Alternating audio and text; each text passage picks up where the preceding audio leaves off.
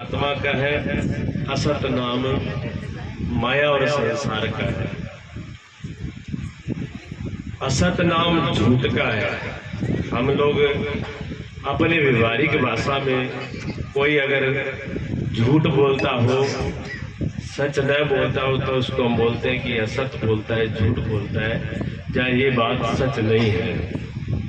जैसी हो वैसा न कहना, जैसा होता है वैसा ही न बताना, उसको कहते हैं कि ये झूठ है, गलत है। लेकिन शास्त्रीय भाषा के अंदर संतों में, महापुरुषों में जो कुछ कहा जाता है, असत्य जब वो कहा जाता है तो उसका मतलब आपकी भाषा से, आपके व्यवहारिक लेन देन से नहीं होता। जब कहा जाता है कि ये असत्य है, झूठा है, तो उसका मतलब है कि जो आप होना भी मौजूद है, जो आपने अभी तक अपने को मान रखा है कि मैं फलाना सिंह हूँ, या फलानी हूँ, या फलाना नाम है, या फलानी जाति है, मेरा ये रूप है, या मेरा ये रंग है, या मैं इस कुल से हूँ, इस परिवार से हूँ, ये जो कुछ भी आपने मान रखा है, शरीर, मन, बुद्धि, इंद्रिया, जो कुछ भी मान रखा है आपने, मैं से लेकर के जितना भी विस्तार है, वो सारा का सारा झूठा है, वो सारा का सारा ही असत्य है। वो सारे असत्य को छोड़ करके फिर क्या बचता है? फिर भी जो बचता है वही सब कुछ है, उसके सहारे से ये खड़ा हुआ है। बिना सत्य के सहारे बगैर झूठ भी खड़ा नहीं हो सकता। झूठ को खड़े करने के लिए भी कुछ ना कुछ सहारा देना पड़ता है। झूठा मोटा भी जो है वो भी बिना कोई चीज, अगर कोई झूठ बनाता हो तो फलाना बात आदमी जो है वो झूठी बात चला हुआ है। झूठी बात चलाने वाला तो आदमी है ना, जो आदमी है वो सच है, बात ही झूठी है, लेकिन आदमी तो उसके पीछे है। अगर आदमी ही नहीं होता तो बात कैसे चलती? बात चल रही है तो पीछे उसके कोई ना कोई जरूर है। जो है वो सत्य है, और जो नहीं है वो असत्य है। जो है हमेशा आदि, मध्य और अंत, शुरू से लेके आखिर तक जो रहता है वो उसको है बोलते हैं। अस्ति भांति प्रिय सिंधु में नाम रूप आधार है। नाम रूप का जो आधार है, जो अस्ति मेरे है, भांति मेरे प्रिय, आनंद जो प्रिय रूप है, आनंद रूप है, और है जिसमें ज्ञान है, चेतन है, ऐसा जो है वो अगर हट जाए, वो एक तरफ हो जाए, तो फिर ये झूठा भी नहीं रहेगा। दूसरे अर्थ में समझ लो थोड़ी सी। मैं शास्त्रीय भाषा बोलता हूँ, कहीं कहीं तो बुढ़ले यहाँ देखा तो रिश्तेदार के कितना बिठा दिया, ना कोई पल्ला पड़ा ना हो, अच्छा कर पल्ला पड़ा हुए बैठे दूर, आदमी पल्ला दूर हो गया। उनमें से कुछ ऐसे जो कहते हैं कि बोल सत्संग सुनानी है, पर आएगी समझ में, थोड़ी सी मत रखना। सीधी सीधी भाषा में ये जो शरीर है, ये खोली है, इंग माँ कोई है, जो इंग माँ है, जब तक कोई माँ है तब तक वो दिखे भी सच है। अर्चा तो वो विगमान उड़ जाए, फिर वो सच है कि झूठो है। अगर भी बाद में ये वो सच है तो फिर थे सामने रखे करो, फिर फटाफट क्या भी को चकले लगाइए हो माटी हिला, गली छाती पिटो, रो राव करो, रोड़ा रोड़ो घालो, फिर दो चार आदमी कहते हैं कोई नहीं कोई नहीं कोई नहीं, ये सारा ही हो करे, थोड़ा खाओ सा रखो, धीरे धीरे रखो। हमारे रोड़ा घालता ही कोई गुगली मारा है, कोई रोवा है, कोई समझावा है, कोई बेहोश पड़े हुआ है, वही चकेल लेके काम करिए हुआ है। कोई चार आंसू बहा देता है, कोई छुप के रो लेता है, कोई प्रकट कर देता है, कोई बेहोश हो जाता है, कोई कहते गीत गा लेते हैं, पर वो सब कहानी दो चार की वही पार हो जाती है। अगर ये सत्य होता तो फिर ये जलाने की और मिट्टी देने की क्या जरूरत, रख लेते। ऐसा ये झूठा क्यों हुआ? झूठा ये कब हुआ? जब इसके अंदर वाला निकल गया। जब तक इसके अंदर वाला था तब तक कोई कहते यार बिजली की मट्टी लगा गया हो फिर क्या हुआ। पहली बात तो जो है जिंदा, जब तक उसकी दम है तब तक उसकी कोई मिट्टी लगा नहीं सकता, ठीक है ना। अगर लगा भी दे, ऐसा मौका आता है कि लोग जिंदों की भी मिट्टी लगाते हैं, लगा देते हैं तो उसके लिए कानून व्यवस्था है, सरकार की व्यवस्था है। कानून व्यवस्था ऐसी है कि अगर आपने किसी के साथ जबरदस्ती मिट्टी लगा दी जिंदा की, तो कानून आपको भी जबरदस्ती सजा भुगता देगा, आपको उसकी सजा मिलेगी, ये नियम है। अच्छा, मरने के बाद में जब इसमें जो इसके अंदर है जब वो निकल जाता है, और निकलने के बाद में अगर आप कहो कि जी मैं तो मिट्टी को लगावाएंगे, वो तो मेरा खड़ा है सामने रखा है। तो पहली बात तो परिवार के घर के आस पड़ोस के ही आपको जो है वो रोक देंगे कि ऐसा नहीं होता। अगर फिर भी आपने जबरदस्ती करी, तो प्रशासन आ जाएगा, पुलिस आ जाएगी, पुलिस कहेगी जी फटाफट करो उठाओ, पुलिस उसका आपको रखने नहीं देगी और जिंदे को आपको मिट्टी लगाने नहीं देगी, है ना। तो जब तक इसकी कीमत कब है, जब तक वो अंदर है। जब वो अंदर है तो ये झूठा भी कैसे लगता है, सच्चा लगता है। जब तक अंदर है वो, तब तक ये झूठा सच्चा लगता है। हाथ भी सच्चे लगते हैं, आंख भी सच्ची लगती है, कान भी सच्चे लगते हैं, ये पूरा शरीर सच्चा लगता है, मन भी सच्चा लगता है, बुद्धि भी सच्ची लगती है, अपने आप की बात भी सच्ची लगती है कि मेरी बात कैसे झूठ हो सकती है। सारी बातें सच है, किसकी वजह से है, वो जो अंदर सच बैठा हुआ उसकी वजह से है। उसी को आत्मा कहते हैं, उसी को परमात्मा कहते हैं, उसी को चेतन कहते हैं। उसी को आपने भाषा में कोई हंस बोल देता है, कोई जी बोल देता है, कोई कुछ बोलता है, लेकिन नाम उसके अनेक हैं, पर बात एक ही है कि वो सत्य है, वो मिटता नहीं है, वो हमेशा रहता है। वो जब तक है तब तक ये है। पर समस्या क्या है, समस्या क्या बात की है, समस्या कठिन है बता सकता।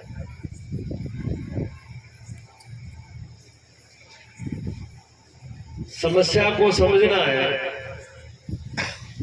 अगर समस्या नहीं होती तो फिर सब सुखी होते, दुखी नहीं होते।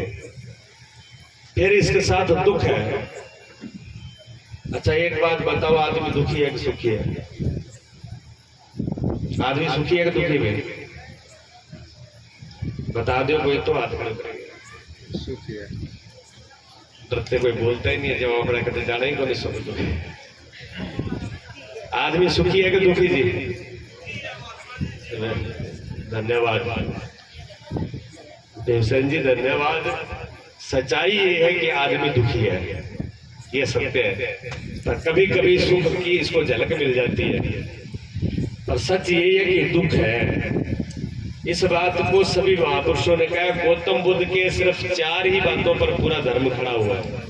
बौद्ध धर्म सिर्फ 4 ही बातों पर खड़ा हुआ है।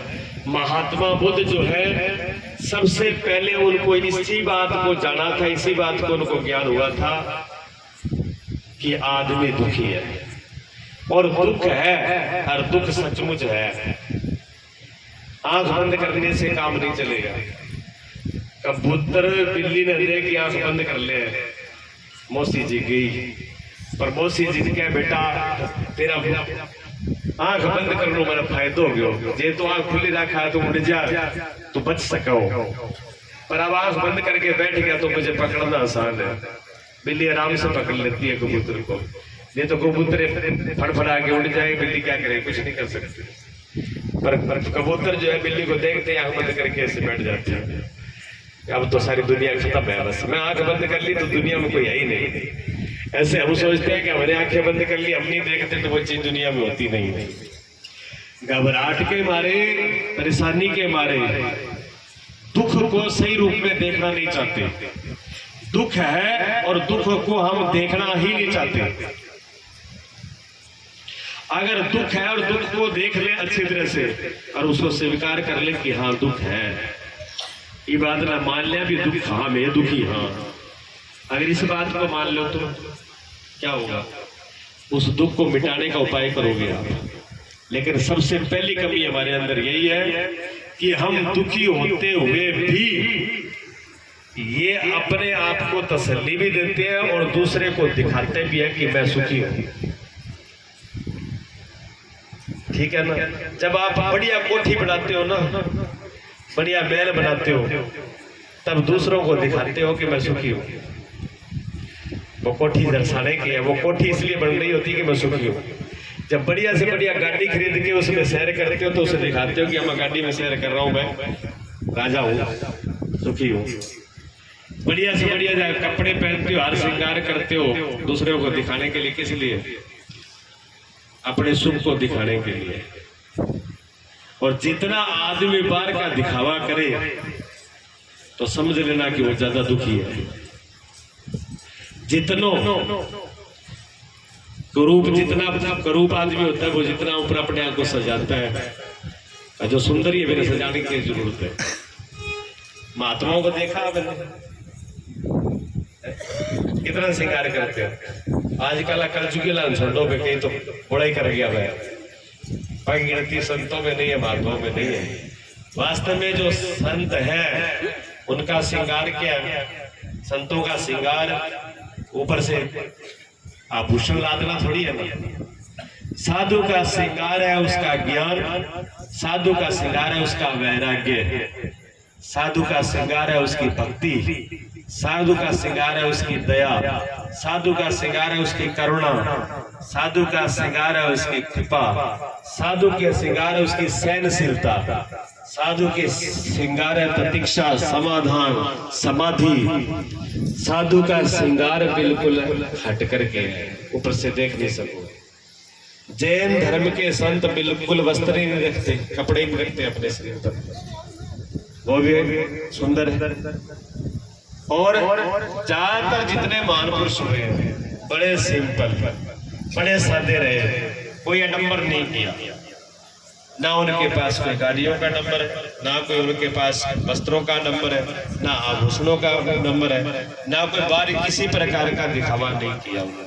वो इतने सादे रहे। क्यों इतने सादे रहे? क्योंकि उनके जीवन में जो सत्य है वो उनके जीवन में है। उनके जीवन में दुख नहीं है, उनके जीवन में आनंद है। और आनंद में रहना ही सबसे बड़ी सुंदरता है। जो आदमी आनंद और मस्ती में रहता है ना, उसके चेहरे पर मुस्कुराहट और सुंदरता अपने आप रहती है। जो आदमी दुखी है, परेशान है, पीड़ा में है, वो ऊपर लिपटा पोती किए कर दो, की चढ़ाते हो ऊपर, कितनी ड्राई क्लीनिंग कर दो, कितने ब्यूटी पार्लर करते हो, अगर मां दुख है किस काम का है वो? अगर अंदर सुख है तो किसी ब्यूटी पार्लर की जरूरत नहीं है। उसका आनंद ही काफी है, उसका प्रेम ही काफी है, उसका शांति काफी है। जिंदगी में शांति नहीं है, प्रेम नहीं है, आनंद नहीं है, तो ऊपर से आडंबर करना शुरू कर दिया। ये ऊपर से जितनी भी सुविधाएं बनाई, ये दुख को छुपाने की बनाई, लेकिन दुख फिर भी छुपा नहीं। क्यों नहीं छुपा? क्योंकि दुख है, दुख बनावटी नहीं है, दुख है। तो संसार की किसी भी चीज से दुख मिट नहीं सकता। संसार का कोई पैसा, कोई पद, कोई धन, कोई सुख सुविधा क्या दुख को मिटा पाई? अगर दुख को मिटाए होते जो बड़े बड़े धनपति लोग हैं, बड़े अरब लोगपति लोग हैं, बड़े बड़े नेता हैं, बड़े बड़े मंत्री हैं, तो सारा सुख उन्हीं के पास होता। बाकी आम लोग तो मुंह लटका के बैठे होते हैं। पर देखने में उल्टा मिलता है, बड़े बड़े राजा मुंह लटकाए होते हैं, एक झोपड़ी में बैठा होता है, वो आनंद और मस्ती में होता है। आनंद और मस्ती झोपड़ी वाले को देख करके बड़े बड़े फीके पड़ जाते हैं राजा महाराजा। एक बार ऐसे ही हुआ, एक राजा, बहुत बड़ी राजधानी के राजा थे। राजा तो बहुत बड़ी राजधानी के थे, लेकिन उनको समझ में नहीं आया। राज्य की इतनी चिंता थी कि पूरी रात नींद नहीं आती थी। पूरी रात नींद नहीं आती तो महल के ऊपर चढ़ करके पूरी रात को चक्कर काटते थे।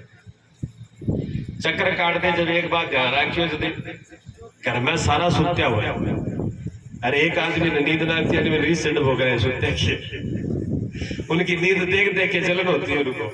ये सारे बस्ती सोच रहे हैं भाई ऐसे घूम रहा हूं, मेरे को नींद नहीं आ रही, तो उनको परेशानी होती है। अब राजा सोचे पूरा सब महल में सब लोग सो रहे हैं, मंत्री सो रहे हैं, कर्मचारी सो रहे हैं, मैं एक दुखी हूं।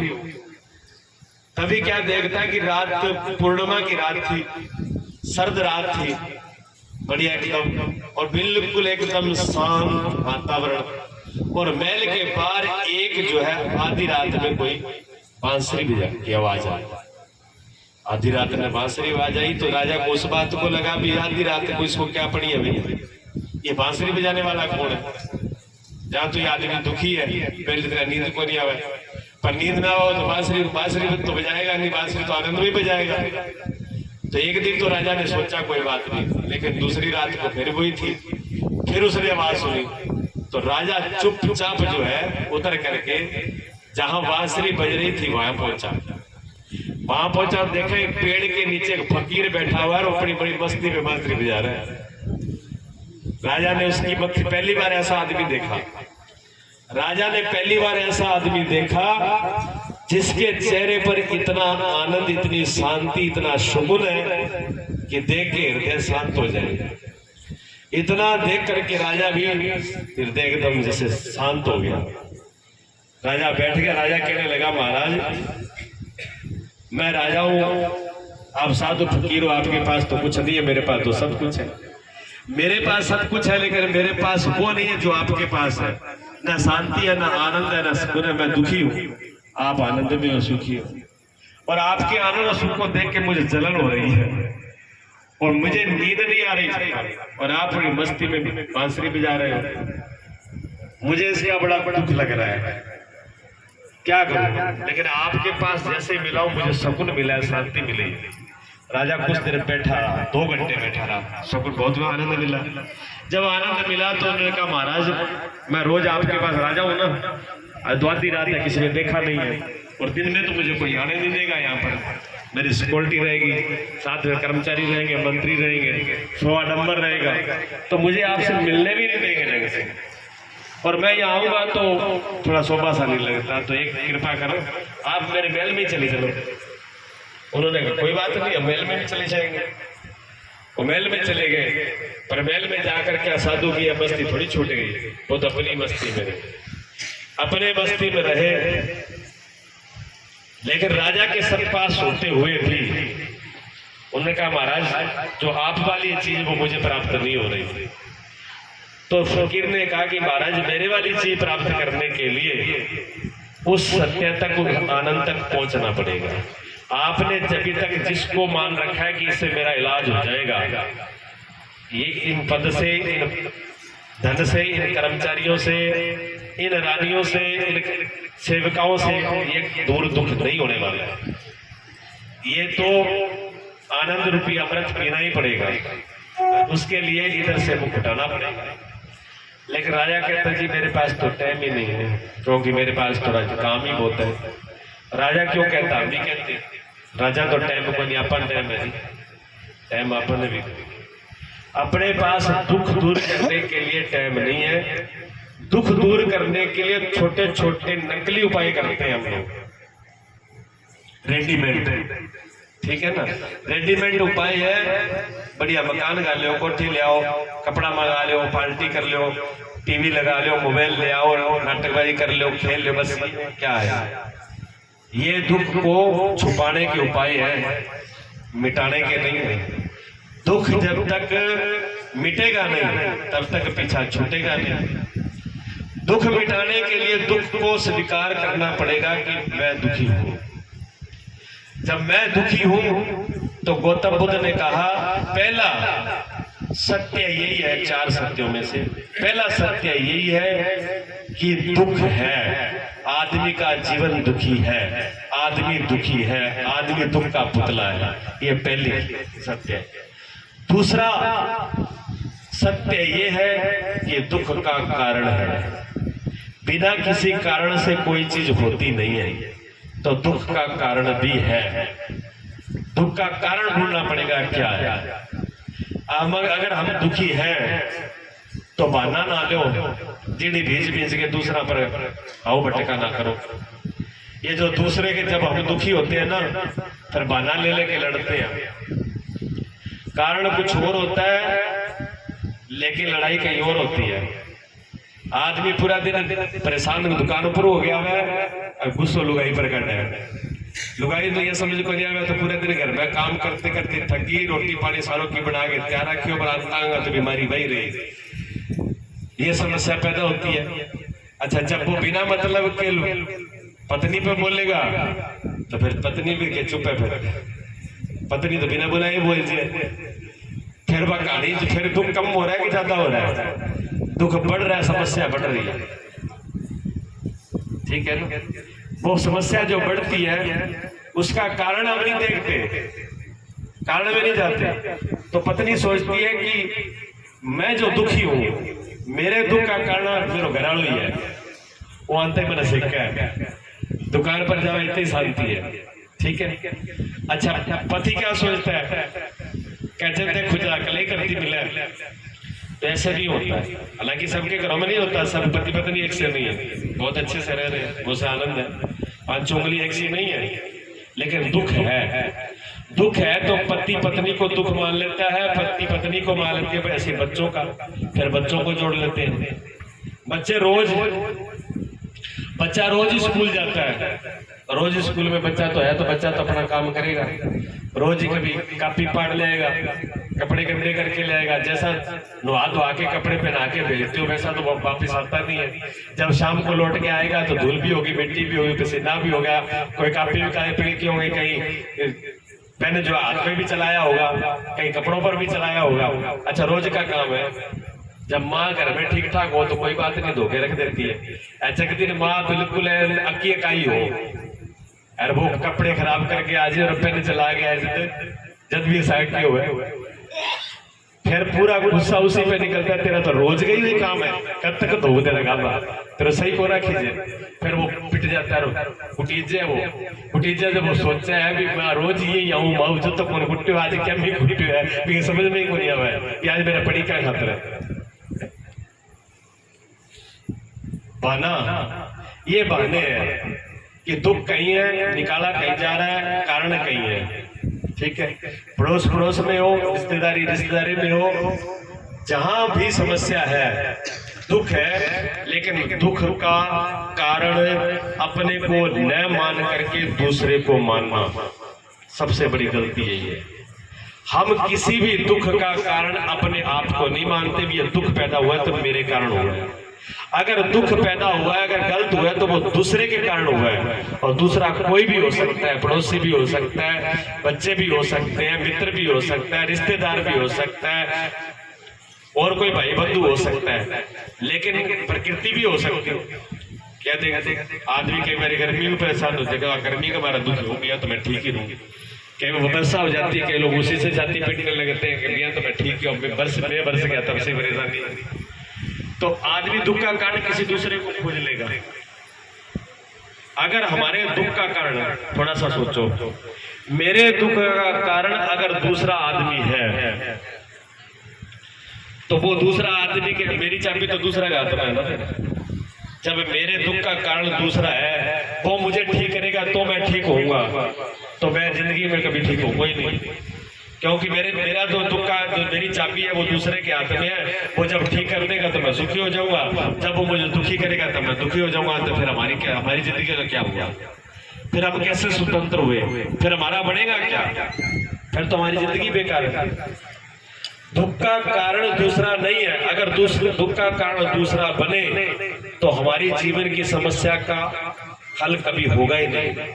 फिर हम दुखी हैं और दुखी रहेंगे, दुखी मर जाएंगे। तो गौतम बुद्ध ने दूसरा सत्य कहा कि दुख का कारण है, दुख का कारण है, और दुख का कारण कोई दूसरा नहीं है, दुख का कारण खुद मैं है। ये मैं ही दुख का कारण है। जिस दिन ये मैं का समाधान हो जाएगा, जिस दिन ये मैं मिट जाएगी, जिस दिन ये मैं रूपी बूंद सागर में मिल जाएगी तो सागर हो जाएगी। जहाँ ये बूंद उस सुनित महा निर्वाण में खो जाएगी तो फिर उसी का रूप हो जाएगी। जब तक ये मैं है न्यारी, तब तक ये दुखी रहेगा।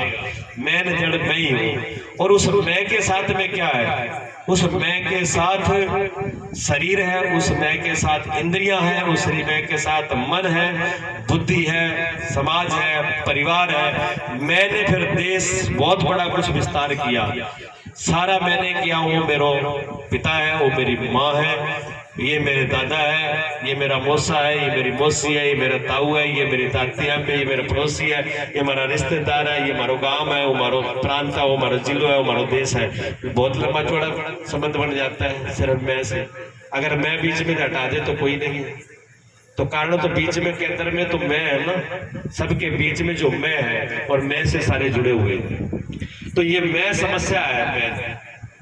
मैं समस्या है तो गौतम बुद्ध कहते हैं कि पहला सत्य है दुख, दूसरा सत्य है दुख का कारण है, और तीसरा सत्य ये है कि उसका उपाय भी है। ये भी सच्चाई है। अगर कोई कारण है कोई तो उसका उपाय भी है, उसको मिटाया भी जा सकता है। जो मिटाने की विधि है वो विधि बहुत प्रकार की है। दुख को मिटाने की विधि ऋषि मुनि महात्माओं ने बहुत इजाद की है, एक विधि नहीं है। इसको थोड़ा सा समझ लेना। मेरी बात समझ में आ रही है? बात समझ में आ रही है? आ रही तो बोले, नहीं तुम्हारा भजन बोलने वाला बैठा देख दो, थाने बड़ी बड़ी बाड़ी सुना देगा। मैं कहती हूँ बंद, बता दिए मुझे। आ रही है क्यों जी? रामदत्त जी थारी मंडली ने पूछ लियो सदी तो थोड़ी और सुनाओ, नहीं तो वो भजन सुनाया करेंगे। बदल दूं टाइम।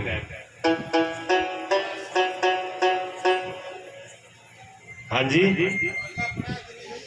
ठीक है, पल्ला पड़ा तो बात पूरी सुन लो। एक आप दो चार बात तुम बहुत कीमती बातें हैं। अभी एक जो बात बताऊंगा वो कीमती है, ध्यान में कर ले लेना, ध्यान में ले लेना जो अभी बात बताने जा रहा हूँ। तीसरा जो सत्य है उसके बारे में, ठीक है। तीसरा सत्य है दुख को मिटाने का उपाय। कारण खोज लिया मैं दुखी, पहला दुखी हूँ, दुख का कारण है, दुख का कारण मेरे अंदर ही है, मैं ही कारण हूँ और जो मुझे ही समाधान करना है। जब मैं ही कारण हूँ तो मुझे ही उसका इलाज करना है, उपाय करना है। उपाय करने के लिए कहाँ जाते हो? उपाय करने तक डट जाओ। जब बीमार हो जाओ, तकलीफ हो जाए, बुखार हो जाए, सिर दर्द हो, पेट दर्द हो, कोई और दिक्कत हो जाती है तो डॉक्टर के पास जाते हैं। डॉक्टर के पास जाते हैं। अच्छा डॉक्टर एक है क्या? नहीं है। डॉक्टर दुनिया में एक ही होगा क्या? नैनर है। डॉक्टर एक है कि नैनर है? नैनर है ना। डॉक्टर सब अलग अलग है। डॉक्टर सब अलग अलग है, या उस डॉक्टर अलग होने से बड़ी भ्रम हो रहा है, बड़ी परेशानी होती है। डॉक्टर अलग अलग है, डॉक्टर की समझ अलग अलग है। और डॉक्टर भी, दवाई भी एक प्रकार की नहीं है, दवाई भी बहुत प्रकार की है। पहले तो अंग्रेजी दवाई जिसको एलोपैथी कहते हैं, अंग्रेजी दवाई है, वो भी बहुत प्रकार की है।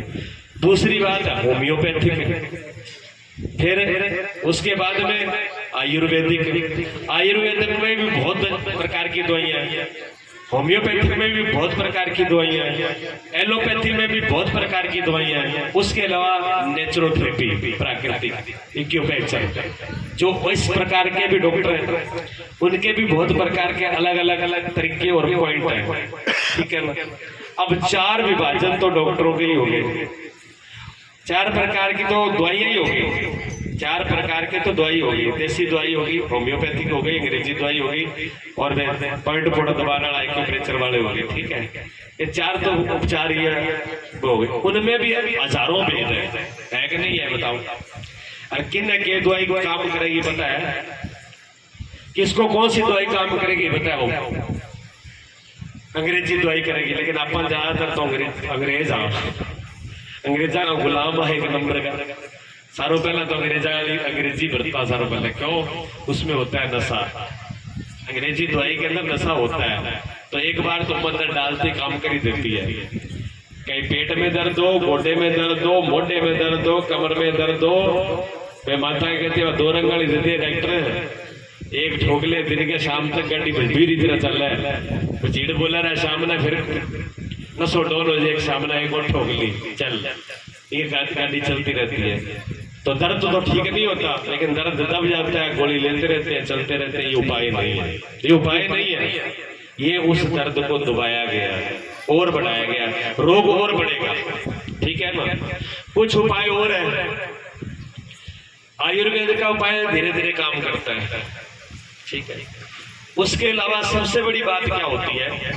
सबसे बड़ी बात होती है जो डॉक्टर है उस पे आपका विश्वास कितना है, डॉक्टर पे आपका विश्वास कितना है। अगर डॉक्टर के ऊपर आपका विश्वास नहीं है तो वो दवाई कितनी बढ़िया दे बोले, आप ठीक नहीं होंगे।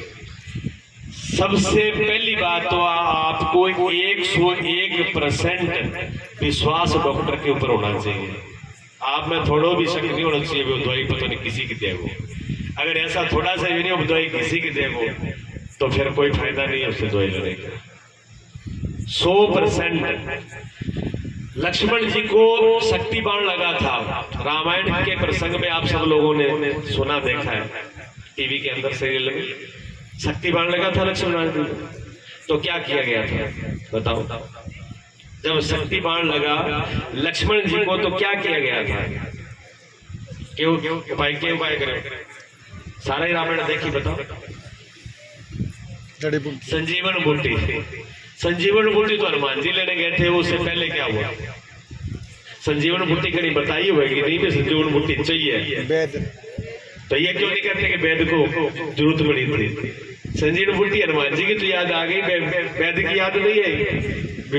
हनुमान जी को तो वेद जी भेजते हैं। हाँ, जब बेहोश हो गए, अचेत हो गए लक्ष्मण जी, तो वहां जरूरत पड़ी थी वैद की, डॉक्टर की। ये बेहोश हो गए, मरीज हो गए, अब इनके लिए वैद की जरूरत है। लेकिन राम जी कहाँ थे? रामदल कहाँ थे? कहाँ पर थे राम जी? राम जी अयोध्या में, लंका के किनारे वहां थे जहाँ युद्ध हो रहा था समुद्र से पार। कहा अयोध्या, कहा समुद्र पार लंका। पूरा रामादल वहां पहुंचा हुआ था। तो उन्होंने कहा यहाँ कहाँ मिलेगा? यहाँ तो वेद है तो रावण को, और तो कोई को नहीं। वेद किसका था? रावण का। और राम जी रावण के क्या थे? रावण जो है वो राम को अकेला का भाई बताओ, रावण राम का अकेला का बताओ? कहीं का वो मोसो लगो के लगो, सारी रात रामायण पर दुनिया करा। बताओ समझ भाई? रावण राम के क्या लगता था? शत्रु। शाबाश, दुश्मन। राम के रावण शत्रु था, दुश्मन था। राम का रावण शत्रु था। अच्छा, राम तो शत्रु के आप नहीं माने, लेकिन रावण राम का साथ पूरी दुश्मनी और भेदभाव विरोध था। ठीक है ना। दोनों की अगर दुश्मनी नहीं होती, शत्रु नहीं होता, तो फिर युद्ध किस बात का था? फिर लड़ाई की बात की, लड़ाई तो ही ना। राम जी वहां पर रावण का वध करने के लिए पहुंचे थे, और रावण जो है राम को मारना चाहता था। दोनों में पूरी तड़ेड़ी और युद्ध चल रहा था, आमने सामने युद्ध की। एक तो यह नहीं भी दुश्मनी होगी, राम हो नहीं, घर में थोड़ी सी बात होगी, मुंह मंडाव हो गया, बस खाना बंद कर दो, ना मांगे सामान लेके आनो, ना बोलनो, ना टाबरा जानो, आप ना जानो, ना राम रोमी करनी। बस कई दिन 6 महीने कौन बोलिया, साल बाद में भाई जी राम राम राम। दुश्मनी को नहीं बेटा, दुश्मनी आर पार की थी। जहां तो राम रहेगा, जहां पर रावण रहेगा। और वो भी कल और परसों की बात नहीं है, युद्ध चल रहा था। ये सूर्य उदय से अस्त होने से, उदय से लेकर के अस्त होने से पहले आज का सूर्य डूबेगा, उसके बीच में जा तो रावण रहे, जा राम रहे। इतनी बड़ी दुश्मनी थी, वो घड़ी थी। उसके अंदर लक्ष्मण भैया वहां पड़ा, और फिर हनुमान जी को बुलाया गया। हनुमान जी ने पूछो भी अब के उपाय करा? वेद चाहिए। हनुमान जी का भी लगाओ पतो वेद तो वेद की को वेद तो रावण को है। अच्छा वेद जो रावण का है और इलाज राम जी का भैया वो कर लो है। अरे वेद रावण का है, जब रावण से दुश्मनी है तो भी वो वेद के फिर भलो है। विचार तो करो पहले, वेद दुश्मन का है, चक तो ले लो, उसकी बात छोड़ो, वो सारा में बेरो है। पर वेद था किसका, सेवादार किसका है वो, ठीक है ना, हमारा सेवादार है, ठीक है ना। और मेरा दुश्मन उससे इलाज कराना चाहता है तो मुझे तो मौका मिल गया ना, और क्या चाहिए। युद्ध करने की जरूरत ही नहीं है, काम तो हो गया। अब हिसाब लगाओ आप, वेद जो है वो रावण का है और राम का भाई का इलाज कराना है, तो उसके साथ तो पूरी दुश्मनी है। तो वेद भी तो दुश्मन है, जो को डॉक्टर थारो दुश्मन है, वो जो को थारा मारना चाहे थे भी को दवाई लोगे, बात करो ना, उससे दवाई लोगे आप, दुश्मनी हो फिर दवाई लोगे, नहीं लोगे, आपको भरोसा नहीं होगा। वो कितनी बढ़िया दवाई दे रहे, फिर भी थारा इलाज सीखी की हल्ला दी हुआ है, फिर भी आपको शक रहेगा। हो सकता है डॉक्टर ईमानदार हो, डॉक्टर अपने धर्म को निभाता हो, डॉक्टर सही दवाई भी देता हो, लेकिन आपके मन में शक रहेगा, पता नहीं क्या दवाई दी है। हनुमान जी गए, सुखेन वेद को उठा करके ले आए, वेद को उठा करके ले आए। वेद ने आकर के सबसे पहला प्रश्न राम जी से ये किया था। वेद ने कहा, मैं वेद रावण का हूं, आपका नहीं हूं। पहले तो मेरा अपने राजा को छोड़ करके अपने दुश्मन का इलाज करना ये उचित नहीं है। और फिर राम जी से कहा, आपका दिमाग खराब है, जब मैं रावण का हूं, आपके दुश्मन का वेद हूं, आप मेरे से इलाज, मेरे पे भरोसा क्यों कर रहे हो। तो भगवान राम ने उत्तर दिया, भगवान राम ने कहा, मेरा सिर्फ इतना ही धर्म है कि मैं वेद के ऊपर पूर्ण रूप से विश्वास और श्रद्धा करूंगा। मैंने अपना धर्म निभा दिया, मैंने अपने भैया को आपको समर्पित कर दिया, आपको सौंप दिया। अब आपका धर्म है, क्या करना है, ये वेद का धर्म है, मुझे कोई पता नहीं। जब ये बात बोली तो वेद जो है वहीं खड़े रह गए और वेद ने कहा, धन्य है आप वास्तव में राम हो। अभी तक हमने नाम सुना था कि राम है तो राम ही है, लेकिन आज मुझे आपके दर्शन करके आज पता लग गया भी आप राम हो। आपने अपना धर्म निभा दिया, मरीज मेरे को ऊपर सौंप दिया। मैं वेद हूं, मैं वेद का धर्म निभाऊंगा। वेद का ना कोई मित्र होता है, ना कोई दुश्मन होता है। वेद के लिए सिर्फ मरीज होता है और उसको जिंदा करना ये उसका धर्म होता है, उसका इलाज करना उसका धर्म होता है, ये वेद का धर्म होता है। तो पहला हमारी शर्त यह है कि हम पे वेद में विश्वास होना चाहिए। हमको दृढ़ विश्वास है तो वेद का धर्म बनता है उसके भरोसे को सही करना। तो वेद गुण सदगुरु पूरे वेद है, सुरमा है सत्संग। सदगुरु वेद है इस अध्यात्म के। ये लॉजिकल नहीं, यहाँ वाली दवाई की बात नहीं है, शरीर की वाली। रोग अंदर है, बीमारी अंदर है, उसका इलाज सदगुरु के द्वारा होता है। सदगुरु वैद्य तो है, लेकिन सदगुरु एक प्रकार का नहीं है, यानी डॉक्टर एक प्रकार के नहीं है। इस संसार में महान पुरुष अलग अलग हुए हैं। कबीर साहब जी का तरीका अलग है, नानक देव जी के तरीका अलग है, ठीक है। स्वामी महावीर उनका तरीका अलग है, गौतम बुद्ध स्वामी उनका तरीका अलग है, ठीक है। पतंजलि महर्षि उनका तरीका अलग है। जितने महापुरुष हुए हैं उनके सबके इलाज करने के तरीकों में फर्क है। अच्छा, इलाज करने के तरीकों में तो फर्क है। डॉक्टर दवाई दे वो अलग अलग प्रकार की दे सके, लेकिन भी वो रिजल्ट जो है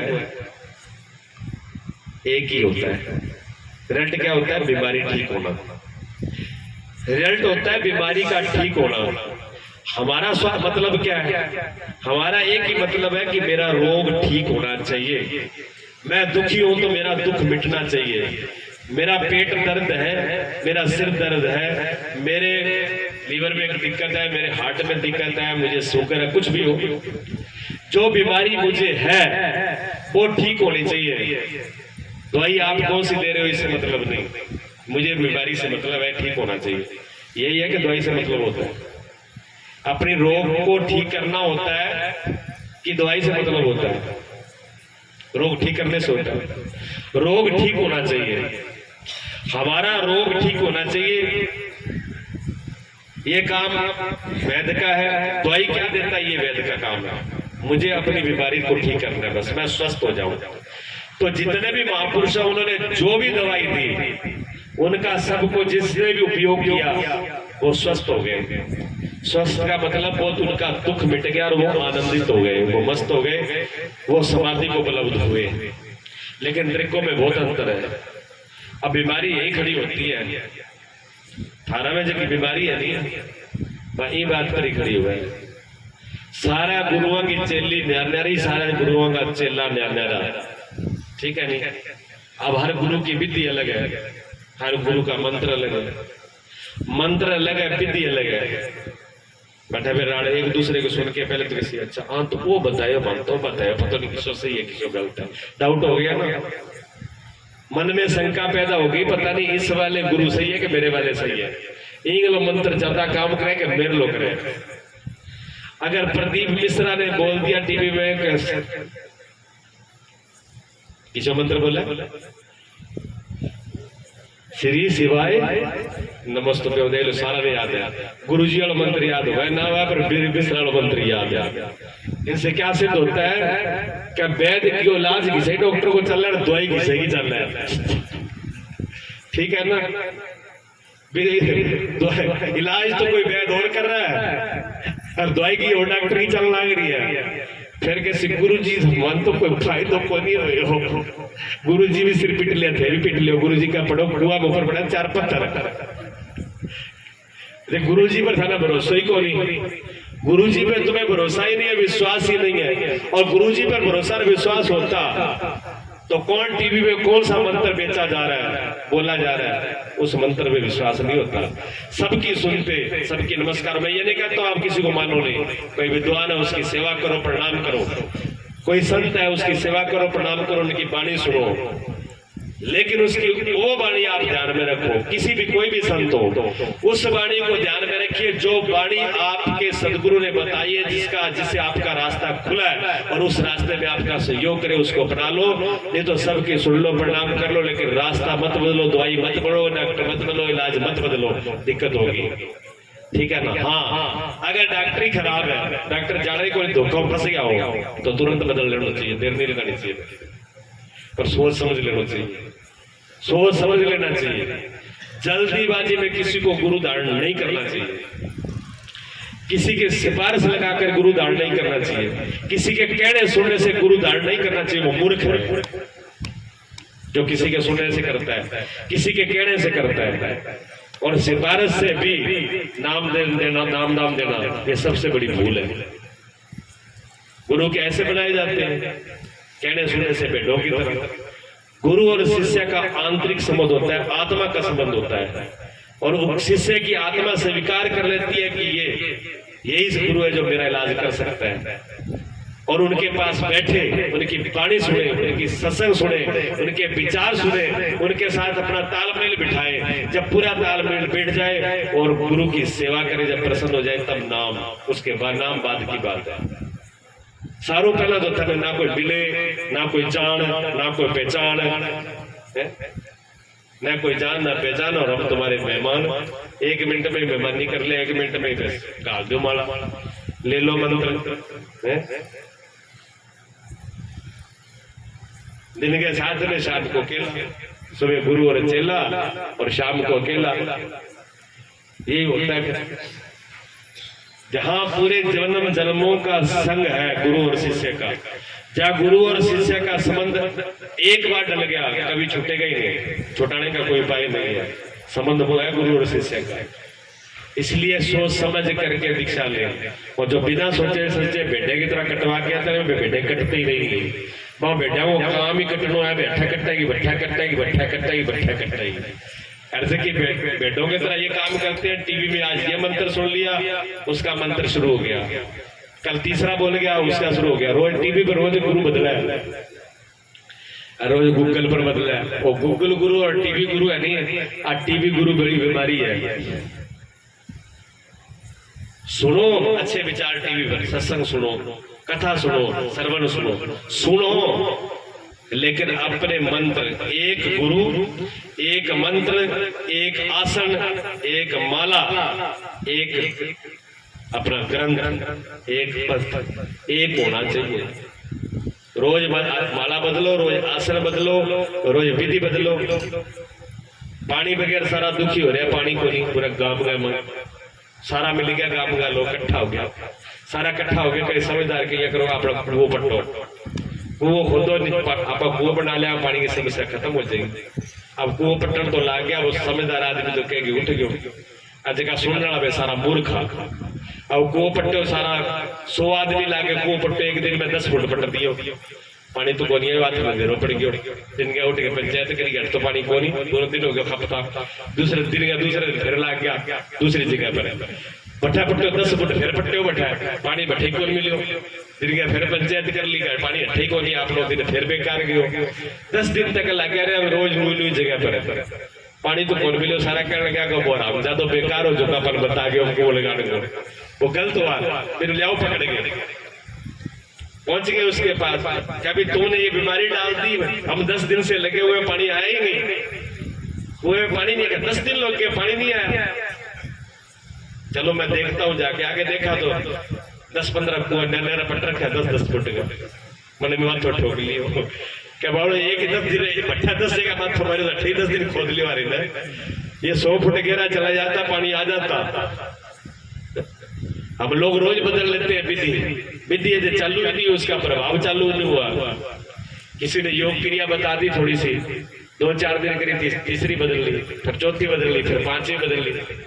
मंत्र योग, योग क्रिया, ठीक है ना, लय योग, ध्यान योग, राज योग, अलग अलग बहुत है। भक्ति, ज्ञान, कर्म मार्ग बहुत है, मार्ग कई प्रकार के हैं, लेकिन जिस मार्ग में लगो, जो आपको लगता है कि मैं ये कर लूंगा, हमारी समझ में आता है। अगर आपको नहीं आ रहा है तो अपने गुरु से ही पूछो कि गुरु जी ये बात मेरी समझ में नहीं आई, ये विधि मेरी समझ में नहीं आ रही, ये मैं कर नहीं पा रहा हूँ, जहाँ इस विधि आप कुछ मुझे उपाय बताओ। गुरु अपने आप ही दूसरा उपाय बताएंगे, ठीक है ना। तो दूसरा जो है, तीसरा गौतम बुद्ध का तीसरा सत्य है उपाय। पहला दुख है, दूसरा दुख का कारण है, तीसरा उपाय है, चौथा उसका फल है, दुख निवारण है, जिसको कहते हैं मुक्ति, जिसको कहते हैं निर्वाण, जिसको कहते हैं दुखों से छूट जाना, जिसको कहते हैं समाधान, जिसको कहते हैं समाधि, वो उसकी लास्ट स्टेज है, ठीक है ना। ये 4 ही चीजें जिंदगी में। फिर शुरुआत वहीं से करना, मैं बीमार हूँ, मेरी बीमारी का कारण है तो उसका उपाय है तो फिर बीमारी खत्म है, ठीक है ना। ये 4 ही जिंदगी में। तो ये किससे होता है? संग से, महापुरुषों के संग। ये जो संग है क्या है? ये संतों का संग। संत की संग लाल कपड़ा या धोल कपड़ा को नहीं, जिसके अंदर साधुता है वो सभी संत है, और संतों का मेल भगवान की कृपा से होता है, ठीक है ना। कभी कभी मौका, कभी कभी ये समय मिलता है जब आदमी संगत हो पाती है, संतों का संग हो पाता है, इसलिए कभी ने कहा कभी मिलता है ये सहयोग, कभी बनता है। और जब कभी सहयोग बनता है तो उसके अंदर ध्यान, भजन, सिमरन ये अपने आप होता है, करने से नहीं, अपने आप होता है। इसकी महत्ता बहुत बड़ी है। तो संग जरूर करना चाहिए। जब तक सत्य नहीं मिलता, सच्चाई नहीं मिलती, तब तक जो संत हैं, सत्य हैं, साधु हैं, जो सत्य को जानते हैं, उनका संग करना बहुत जरूरी है। जब एक भजन बोलिया थे कि जब बैठे बैठे इतनी गोदे करें। बोलिए सतगुरुदेव भगवान की जय। मिलती है साधुओं की संगत कभी कभी, मिलती है साधुओं की संगत कभी कभी, चढ़ती है मन पे प्रेम की रंगत कभी कभी।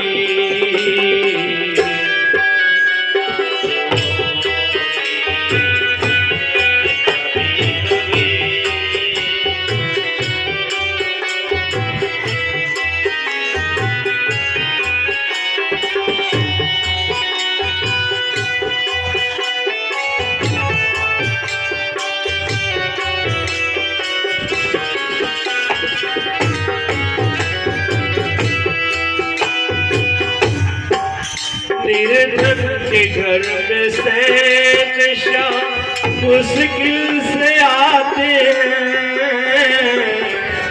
निर्धन के घर शहंशाह मुश्किल से आते हैं।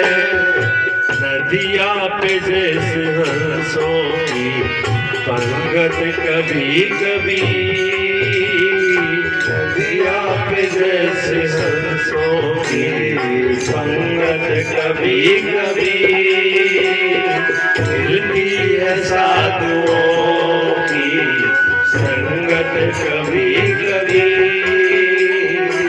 चढ़ती है मन पे प्रेम की रंगत कभी कभी, मिलती है साधुओं की संगत कभी कभी।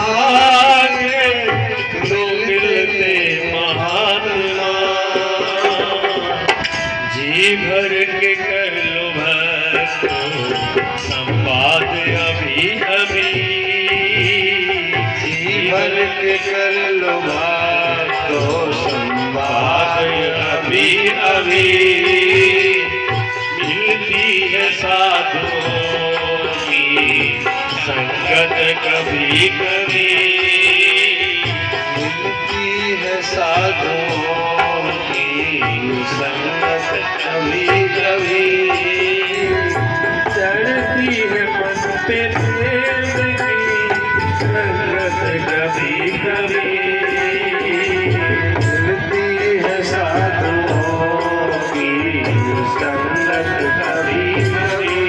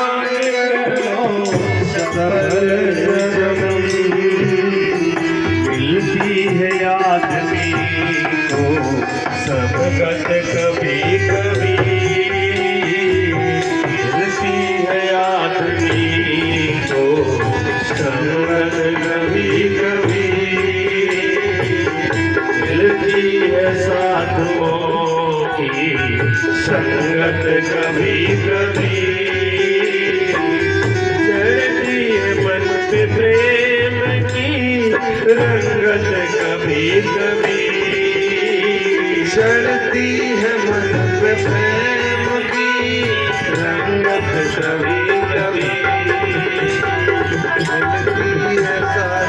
साधुओं की संगत, कभी कभी मिलती है साधुओं की संगत, कभी कभी। बोलिए सदगुरुदेव भगवान जय।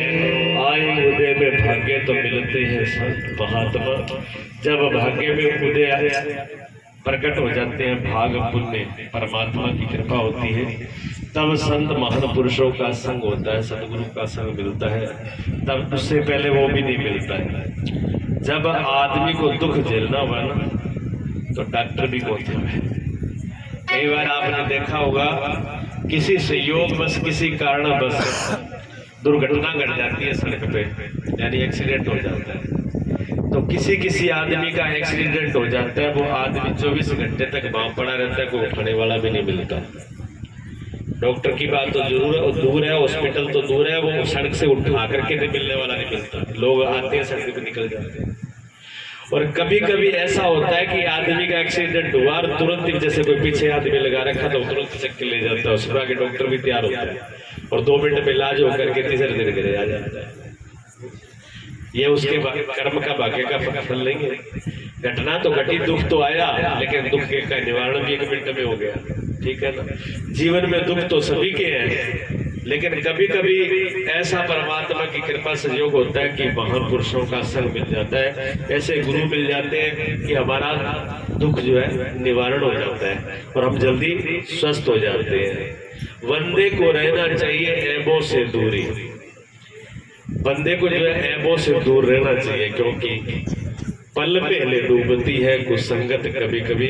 कहते हैं एक पल में पूरी जिंदगी की कमाई, पूरी जिंदगी की कमाई एक पल में ही खराब हो जाती है।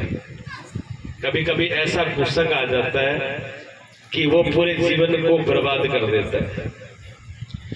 बुरे व्यक्ति, दुष्ट व्यक्ति का संग इतना खतरनाक होता है कि बहुत पूरे जीवन का कमाया हुआ एक क्षण में चला जाता है। वो सोच समझ के करना चाहिए। सबसे बुरा क्या है?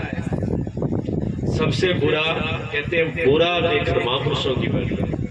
बुरा देखन मैं चला और बुरा ना मिला कोई, जो मन खोजा आप न तो मुझसे बुरा ना कोई।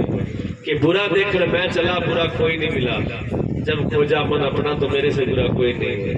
भगवान कृष्ण कहते हैं कि तेरा मन ही तेरा दुश्मन है और मन ही तेरा मित्र है। इस मन को संभाल के रखिए। जिसका मन बिगड़ गया, जिसके जो मन मते हो गया, जो मन के पीछे चल गया, तो मन सबसे बड़ा आपका दुश्मन है। वो आपको गड्ढे में डाल के छोड़ेगा, वो आपका पतन करके छोड़ेगा। अगर मन ही आपका सही है और मन को आपने संभाल लिया, मन को साध लिया, तो आप वहां पहुंच जाओगे जहां पर फिर दोबारा दुख पीड़ा और मरना नहीं होता, जहां से दोबारा गिरना भी नहीं होता, वहां तक पहुंच जाते हो। इसलिए मन को सत्य की तरफ, मन को सत्संग में, मन को स्मरण में, मन को ध्यान में, मन को भजन में लगाओ, मन को सदगुरु के शरण में जाओ, सदगुरु की शरण लो, सदगुरु का धन्यवाद करो, सदगुरु की स्तुति करो, सदगुरु की वंदना करो, सदगुरु की आज्ञा का पालन करो, तो आप इस सब बीमारियों से छूट जाओगे। सदगुरु से बड़ा कोई इस दुनिया में हमारा रक्षक नहीं है, सदगुरु से बड़ा कोई इस दुनिया में हमारा मित्र नहीं है, सदगुरु से बड़ा हमारा कोई इस दुनिया में सखा नहीं है, सदगुरु से बड़ा हमारा इस दुनिया में कोई हमारा भला चाहने वाला नहीं और भला करने वाला नहीं है, जो बिना किसी स्वार्थ के हमारी उन्नति, हमारे दुख को मिटाने का उपाय करते हैं, हमारे को अच्छाई की तरफ ले जाने का प्रयास करते हैं, और वो बिना किसी स्वार्थ और बिना किसी मतलब से।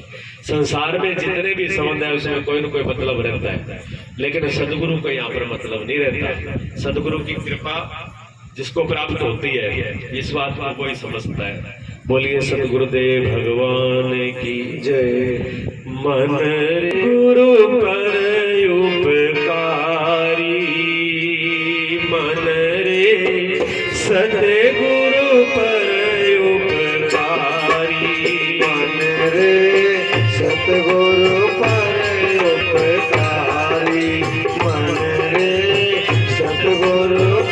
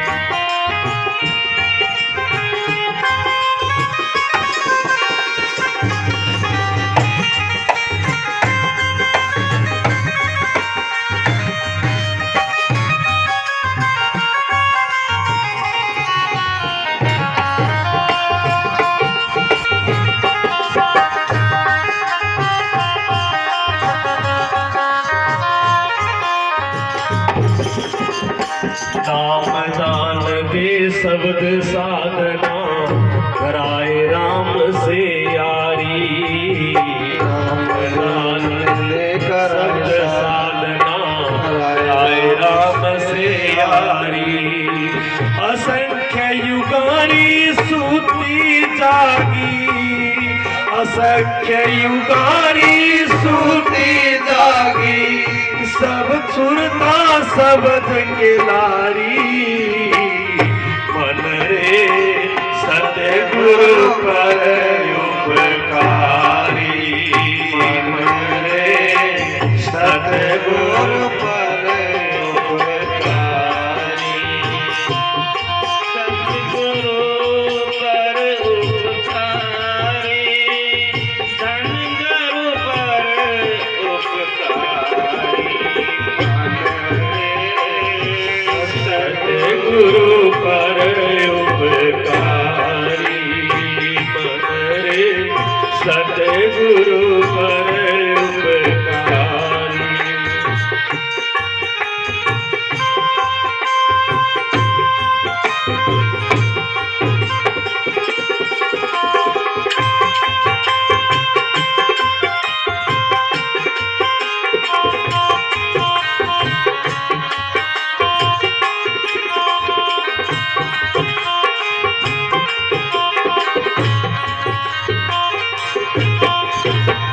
श्वासों श्वास माला फिरे ऐसे नाम गुणधारी। श्वासों श्वास माला फिरे ऐसे नाम गुणधारी। सुरता इधर उधर नहीं डोले। सुरता इधर उधर नहीं डोले। जो नाचे नट नारी। मन रे सतगुरु पर उपकारी। मन रे सतगुरु पर उपकारी। सुरता इधर उधर नहीं डोले। सुरता इधर उधर नहीं डोले। जो नाचे नारी। मन रे सतगुरु पर उपकारी। मन रे सतगुरु पर उपकारी।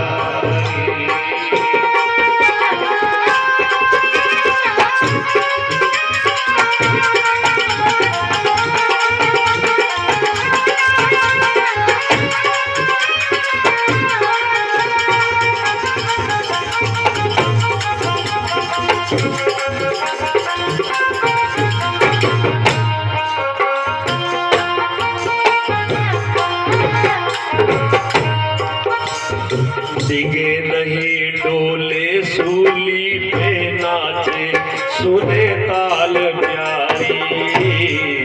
डिगे नहीं डोले सूली पे नाचे सुने ताल प्यारी। ताल बाल चूके तब चूरा। ताल बाल चूके तब चूरा। जीवन जाए खियारी।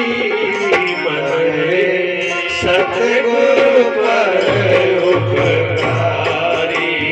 मन रे सतगुरु पर उपकारी।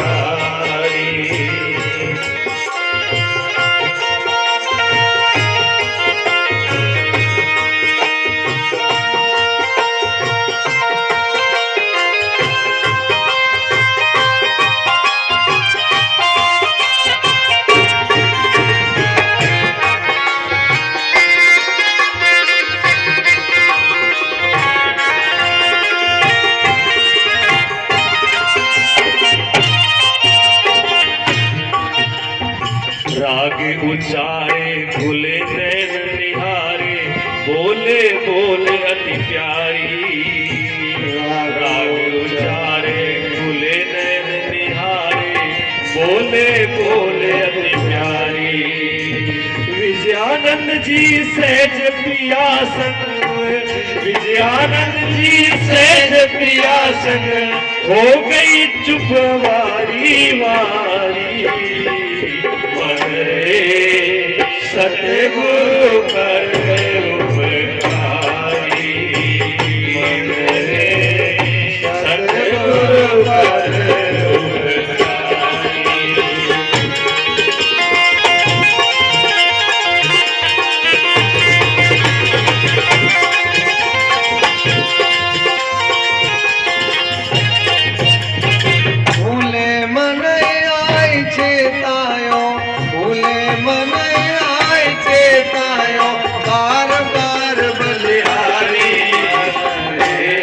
सतगुरु पर उपकारी मन रे सतगुरु पर उपकारी।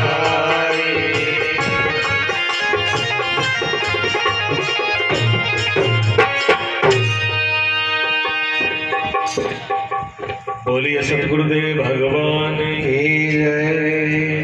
मन है सतगुरु पर उपकारी। ये मन को संबोधित करना क्या है? ये मन जो कारण है, मन दुखों का कारण है, मन बेईमानी का कारण है, मन आदमी को टिकाने का कारण है। सारी बीमारी मन से है। इसलिए सदगुरु जो है, जो संत महापुरुष है, वो सचेत करते हैं, हे मन तू संसार में जिसका बड़ा मान रहा है, जिसको भलाई करना मान रहा है, जिसको आशा कर रहा है संसार से भी मुझे कुछ मिल जाएगा, मैं कुछ प्राप्त कर लूंगा, मैं महान हो जाऊंगा, ये धोखा है। इस संसार में अगर परोपकारी है, इस संसार में, इस दुनिया में अगर कोई देने वाला है तो वो सदगुरु है। तो दूसरे के धोखे में मत पड़, इस माया की चकाचौंध में आकर के तो इस भ्रम के अंदर मत कर भी मैं इस दुनिया से मेरा कोई भला मिल जाएगा। इस दुनिया में तुझे बहुत मिलेंगे, कहेंगे मैं तेरा सखा हूँ, मैं तेरा मित्र हूँ, मैं तेरा बंधु हूँ, मैं तेरा साथी हूँ, मैं तेरा प्रेमी हूँ, मेरे तेरे साथ अनेक प्रकार के संबंध, कोई पिता का, कोई माता का, कोई भाई का, कोई ताऊ का, कोई चाचा का, कोई मामा का, कोई फूफा का, अनेक प्रकार के संबंध तुझसे डालेंगे और वो तुझे भरोसा भी दिलाएंगे कि मैं तेरा भला करूंगा, तेरा उपकार करूंगा। लेकिन ये मन तू अच्छी तरह से समझ ले कि इस दुनिया में तेरा ऊपर उपकार करने वाला, भला करने वाला कोई नहीं है। अगर कोई है तो वो सदगुरु है। इसलिए मैंने परोपकारी, सदगुरु परोपकारी, सदगुरु से बड़ा कोई भी उपकार करने वाला नहीं। क्यों उपकार करने लगे? उसका कारण भी है। सदगुरु इसलिए उपकार करते हैं, एक तो सदगुरु निस्वार्थ होते हैं, अपनी कामना नहीं होती, अपनी उनकी कोई इच्छा नहीं होती। दूसरी बात, जो सदगुरु दे सकते हैं वो दुनिया का कोई दूसरा व्यक्ति दे नहीं सकता है। और भूले जीवों को आए चेतायो बारंबार बलिहारी। जो ये जीव भूल चुका है इस संसार के अंदर और जन्म मरण के चक्कर में, जन्म मरण के चक्कर में भटक रहा है। आप ये सोचिए, मनुष्य का जीवन इतना दुर्लभ है, इतना मूल्यवान है, इतना अमूल्य है ये कि इसको पा करके अगर व्यक्ति इसमें से चूक गया, कहते हैं कि ये भवसागर कितना बड़ा है। ये भवसागर जो है सागर है, ये संसार सागर, संसार सागर, भव सागर, भंवर वाला सागर, जिसमें भंवरे हैं। नीचे से एक भंवर तो होती है ऊपर लेके जाती है, भंवर नीचे ले जाती है, पानी की भंवर नीचे की तरफ लेके जाती है और हवा की भंवर ऊपर की तरफ। बमूलिया जिसको बोलते हैं ना, गर्मियों में आता है वो, अगर उसमें आए तो ऊपर को उठा देती है। और एक भंवर ऐसी होती है जो नीचे ले जाती है, वो पानी की होती है। पानी के अंदर भंवरे में फंस गए तो नीचे जाओगे पताल में, और हवा के चक्कर में चढ़ गए तो ऊपर चले जाओगे। ठीक है ना? ये दोनों प्रकार की भंवरे खतरनाक है जो माया की है। इन दोनों में से ही सदगुरु ही बचा पाता है, दोनों में से सदगुरु निकाल पाता है। नहीं तो कुछ नीचे की, कुछ ऊपर के, दोनों के चक्रों में पड़े रहते हैं और भंवरों में चक्कर काटते हैं। वहां से निकलना बड़ा मुश्किल है इस जीव को। ये जीव फंस जाता है माया के चक्कर में।